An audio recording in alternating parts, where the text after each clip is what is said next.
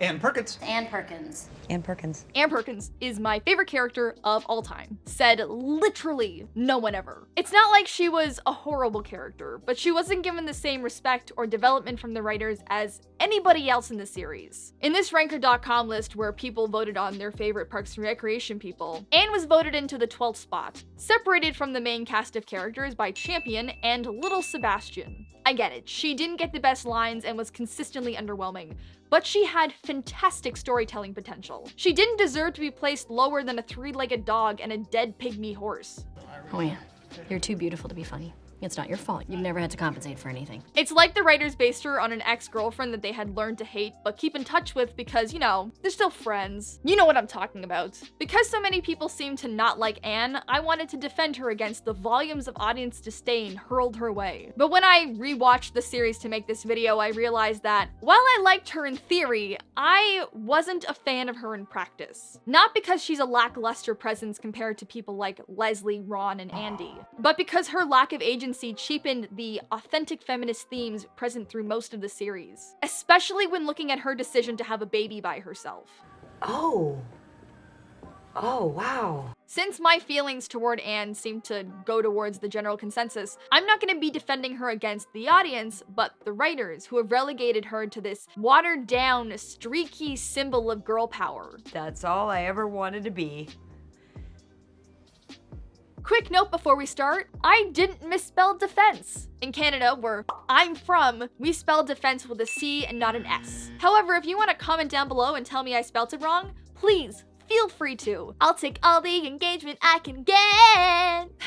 I've been told I look like Ben Schwartz. Before we talk about Anne, we need to discuss feminism as depicted in Parks and Recreation, with the term feminism being defined as a set of political ideas and practices dedicated to the progress of women and the transformation of patriarchy. Parks and Recreation was revolutionary in how it used feminist ideals to influence character motivations as well as episode and series arcs. According to University of Nevada professor Erica Engstrom, unlike past feminist television program offerings, in which female feminist characters espouse feminist ideals, yet are written as returning to an unmovable patriarchy, Leslie Knope works towards explicitly stated feminist goals as she strives to transform patriarchy. In this interpretation of Parks and Recreation, the societal setting itself, the town of Pawnee, represents the antiquated misogynistic power structures in generic every town USA, where laws like this, all menstruating women shall be confined to their bathtubs, are still on the books in the 20th century. Leslie Knope and her larger-than-life co-workers worked to dismantle these sexist and harmful conventions and stereotypes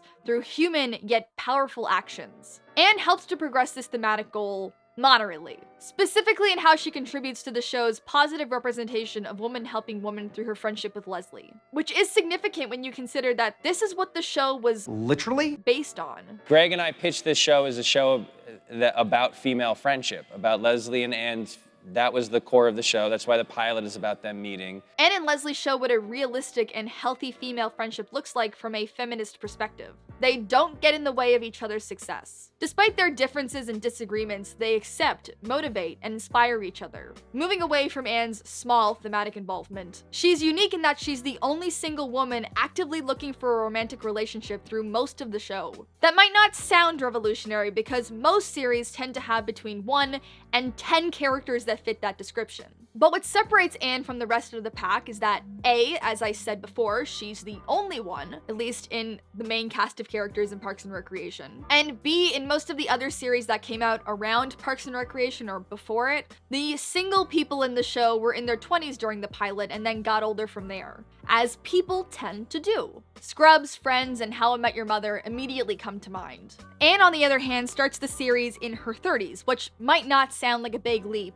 30, 20, what's the difference? But speaking as someone on the verge of 30 and from talking to a lot of my older friends currently in their 30s, there's a notable tonal difference between the decades. When April was born, I was already in 3rd grade, which means if we were friends back then, I'd have been hanging out with a baby. I don't know anything about infant care. So while Anne goes through many of the standard sitcom dating tropes like seeing multiple men, breaking up, swearing off dating, being the only single one in her group, she does it from the distinct perspective of a woman more mature than we're used to seeing. Anne's position could have been used as a window to exploring these dating tropes through the show's groundbreaking feminist framework, especially under the assumption that Pawnee and the general public living within it represent the harmful gender stereotypes people tend to accept IRL. May I gently suggest that you check out Chris Traeger's wonderful therapist, Dr. Richard Nygaard. Maybe you should look him up. I don't know. I read a book once that said a woman should never make the first move.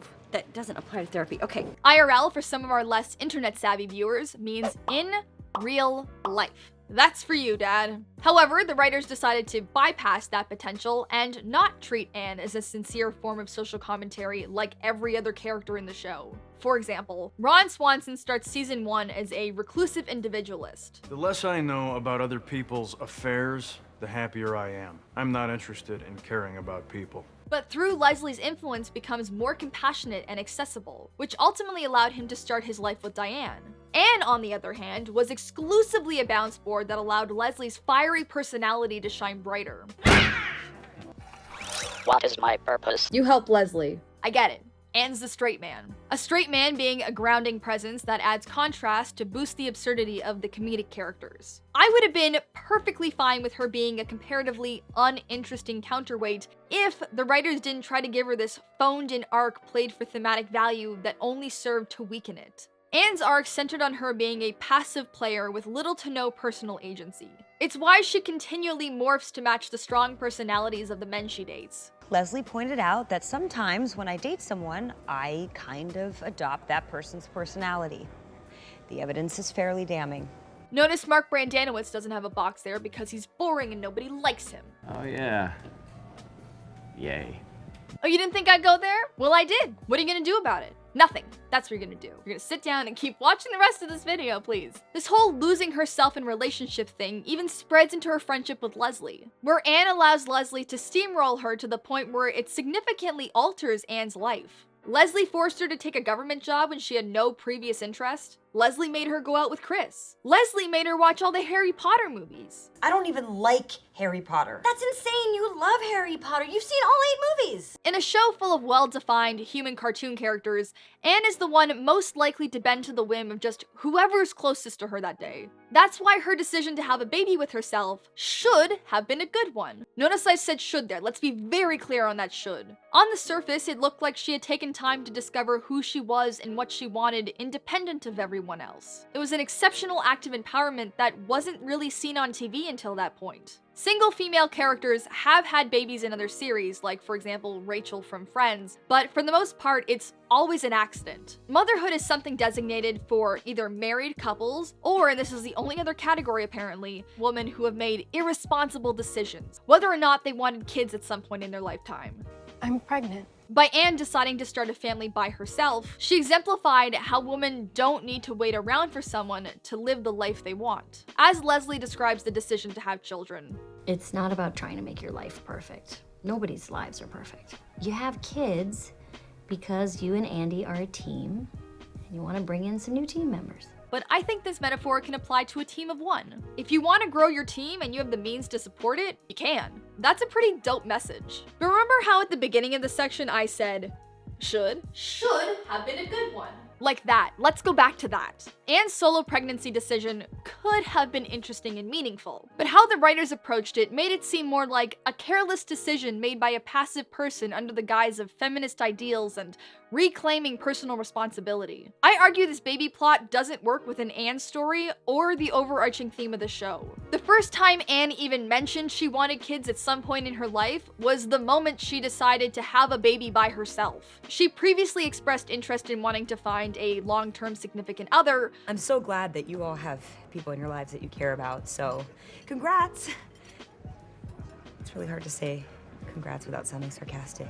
But that was basically it on the family front. I'm aware that not everyone who wants kids talks about them all the time. But if she had even a slight procreation itch, you would think that she would at least mention those aspirations at some point, or express fear for not reaching that goal during any one of her string of heartbreaks or lonely moments. But nope, the thing that flipped that baby switch in her head were the couple of hours she spent babysitting Ron's stepdaughters. And badly, may I add. Blood-hungry witch who is wearing their mom's face like a mask. Before, she was so afraid of kids that she literally ran away from the girls, like a chihuahua in a dollar store Halloween mask. By having her go from being intimidated of children to blindly wanting them within the course of less than an episode, presumably 18 to 36 hours, it seemed like the writers were judging her for being an older single woman looking for love. Well, the target demographic isn't angry middle-aged nurses. This becomes clearer when you consider her progression of having a family compared to everyone else's personal relationship development through the show. How come Anne, a smart, competent, but lonely woman who's always valued finding a long-term companion over having kids, has to panic about her future and impulsively decide to have a baby by herself? But Ron Swanson, who's never shown any real interest in having a family or children, gets to have them at 50 years old. I love Ron, but you have to admit that there's a difference in how the writers treated the two. Despite the inherent flaws at the beginning of the baby plot, the writers could have redeemed Anne's story by having her not get back together with Chris. They already dated, and despite them both being beautiful people, it didn't work out.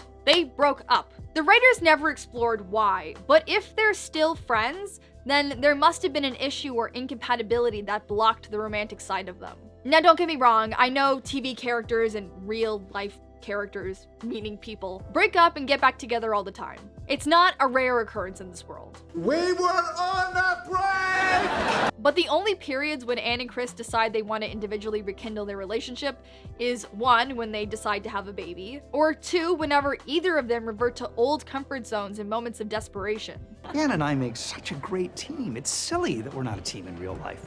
I just heard those words come out of my mouth and I've made a decision. Because of their propensity to fall backwards, Anne and Chris dating again after the pregnancy wasn't about compatibility, as the show explicitly lets us know. I'm sorry, are you guys complete strangers? No. We actually know each other quite well. Yeah, we used to date, actually, but it didn't work out because we had some compatibility issues.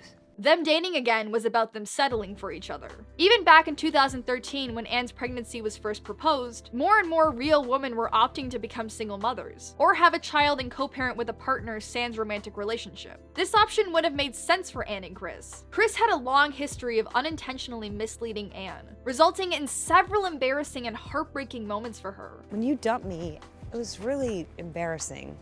You just kind of took off. And through the show, you see they have wildly different values and communication styles. Jogging's amazing. Jogging is the worst, Chris.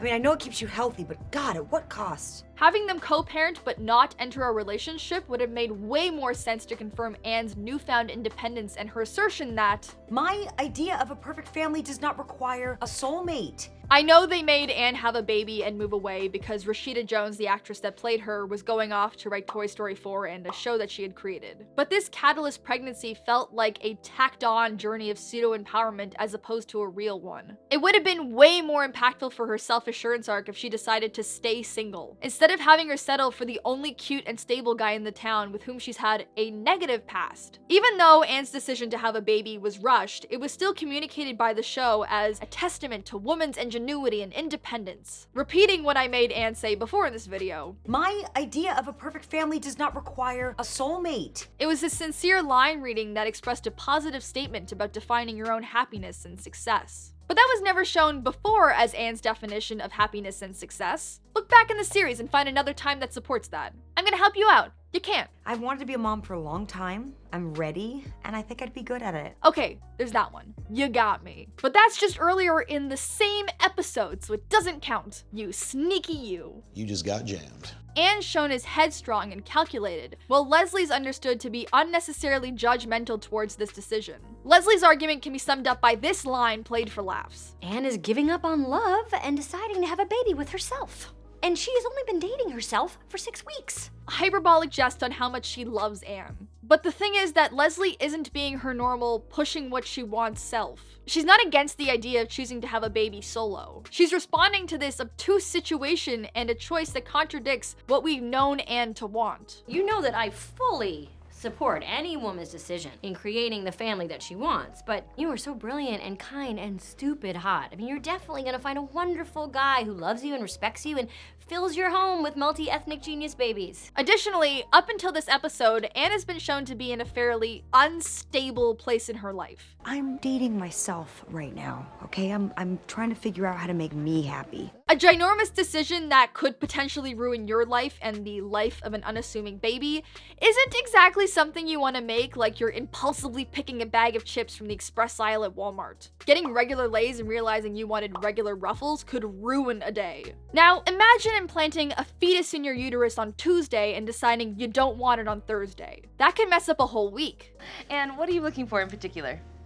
Some sperm? But still, Anne is seen as the hero with good judgment here, and Leslie must accept that. By painting this decision as taking control of your own happiness by embracing the power of womanhood without exploring your own personal needs and challenges, it tarnishes what can be powerful about choosing to be a single parent. Not only does it continue to screw over Anne, but it represents feminism as a movement that supports doing whatever you want to do, whenever you want to do it, with little regard for reality or the impact of your actions. Because independent women don't need to listen to anybody.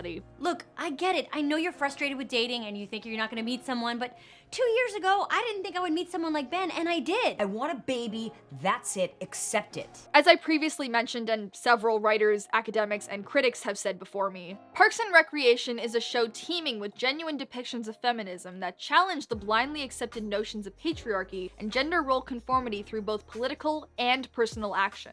Given how shallowly the writers examined Anne's choice to have a baby, I argue this plot fell more in line with adjacent themes in older sitcoms, where feminist ideals are present but rarely question the powers that be or systemic issues. Anne's story ultimately makes an inconsequential statement about how women are awesome and we can do anything we put our minds to, which is not an inherently bad message, but I interpret it as reductive in comparison to how the series handled other women's issues. Excuse me, everyone. Did anyone notice that there are no women on the Gender Equality Commission? And by women's issues, I don't mean Mark Brandanowitz. Ayo! Ooh-wee, got him again. Get him, get him. This Anne plot, This Anne plot more closely resembled lifestyle feminism, as stated by feminist author Jessa Crispin. The primary problem I have with lifestyle feminism is that it is focused primarily on the individual.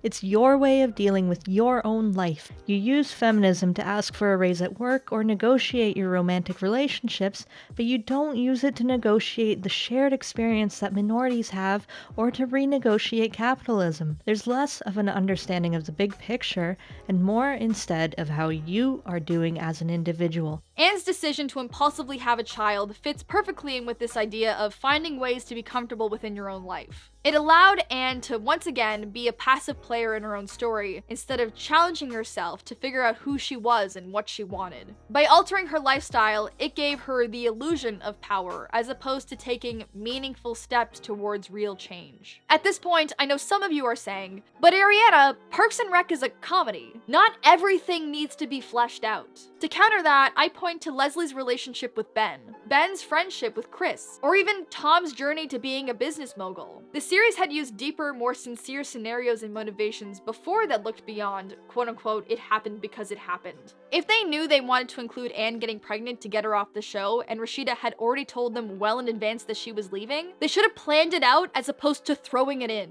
Given the insightful threads of feminism woven through almost every other aspect of this series, they should have taken this plotline way more seriously. They should have at least alluded more to the fact that she had discovered herself in the earlier parts of that episode by having her do something more than ordering 2 disparate meals. Explain.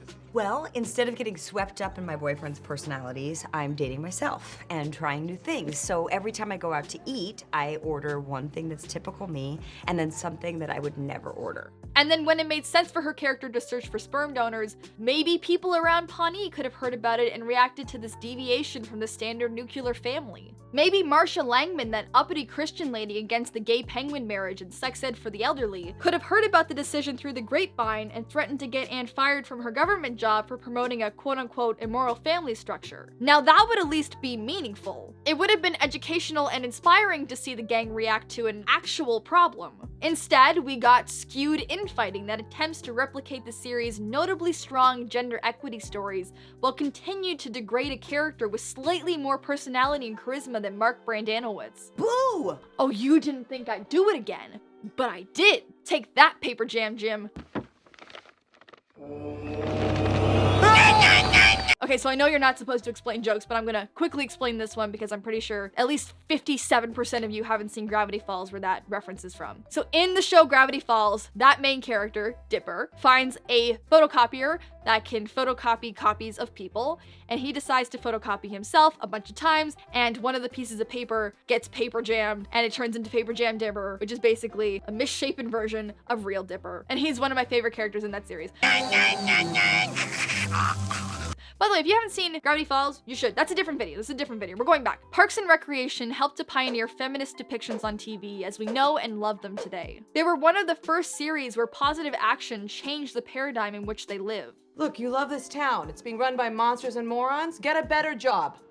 Rise above their heads. Effect change at a higher level. They told women, you don't need to wait for permission to make the life you want. You can break the rules society has set for you. Through their generic single woman, Ann Perkins, and their pro-feminist themes, they had a unique opportunity to extend that message to the underrepresented demographic of older single ladies, to remind them they don't need a significant other to define their self-worth. But instead, the writers squandered that chance, and in doing so, pushed one of their main characters below the ranks of literal farm animals. And that is my defense of Ann Perkins against the writers. Boom! I'm out. For those of you who have stuck around this long, here is an Easter egg. In case you were curious where Mark Brandanowitz, our favorite boy, stood on the ranker.com list from the beginning, he's number 31, just below the douche, but just above Louis C.K.'s character. Which I understand why Louis C.K. might be at 32 because, you know, I don't want to get into what happened. I'm sure you all know. If you don't, I'm not going to be the one to tell you. But his character was pretty funny. Actually, I argue that maybe his character was better than Ann Perkins. I mean, when Ann's character left the show, it made no difference. But when Louis C.K.'s character left the show, they had to replace him with Ben. So I don't know if that means anything, but I'm drawing conclusions. Also, Mark, you know Mark, he's actually 3 above Genuine. Genuine being second last on this list, above Tammy 1, Ron's wife. Hi. Ariana from the future here. How are you? Nice to see you. So I'm here for 3 reasons. So number 1, if you want to see me discuss that ranker.com list more, I have a supplemental video for you guys to watch. Because as much as I do love making these video essays for you, they take a long time. Because they're so scripted, I've got really good at acting out scripted content, but I'm not really good at talking off the cuff. So anyway, I have a video where I talk about the whole list. It's my first video where I'm actually talking. So if you're interested, you can check that out in the description below or in the cards. Additionally, I'd like to thank my friends Alana and Sophia for doing voiceovers for this video. Sophia, the woman who read the definition of feminism, has a Instagram where she does cross-stitching called Sophia. It's very cute, she's very talented, highly recommend you check it out. And Alana, the woman who read the second 2 quotes, is just starting up a YouTube channel called Virocell. She's gonna be talking about biology there, and I think it's gonna be really cool. So go check it out, subscribe, and you'll be notified when she makes videos. And last thing, well, me, Ariana of the future, is here. I realized that I haven't verbally told you guys that I have an Instagram. So this is me telling you I have an Instagram, and if you wanna see what I'm up to between posts, you can follow me there. I am at 500 Days of Ariana, so hit me up. All right, now going back to past Ariana. At this point, I'd like to thank my patrons Matt David, Patrick, and Jessica Lee. Thank you guys and everyone else who contributes for supporting my channel. I really appreciate it. If you also want to support my channel, you can like this video, subscribe, and/or donate to my Patreon. The link is in the description below. I'll talk to you guys later. Bye.